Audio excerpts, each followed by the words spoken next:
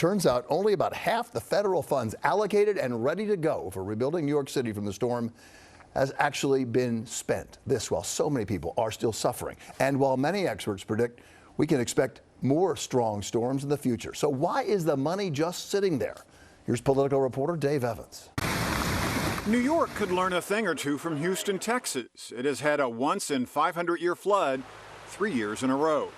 City Comptroller Scott Stringer today sounded the alarm for New York. Because of rising sea levels and changing weather patterns, storms like Sandy won't be so unusual.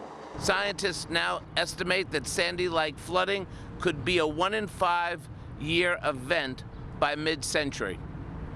This is an emergency.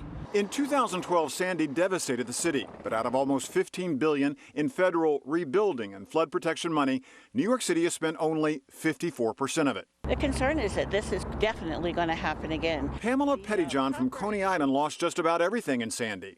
The feds forced her to take an SBA loan to rebuild, and they now garnish her Social Security, forcing her to live on a monthly MTA pension. No, not back to normal, because I don't have that cushion anymore. I don't have that savings. I'm kind of like paycheck to paycheck, and I should never be in this position. I worked too hard and too long not to be in this position, but here I am, one storm later. The city controller wants City Hall and Congress to work together on a plan for all 520 miles of city shoreline.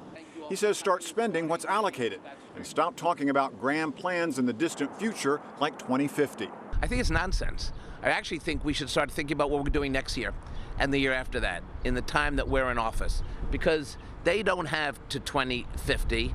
Actually, I don't have to 2050. The big plan for our most vulnerable neighborhood of Lower Manhattan is to extend the shoreline out into the East River. But that'll take a minimum of 6 years to finish. And this year's hurricane season begins in 3 weeks.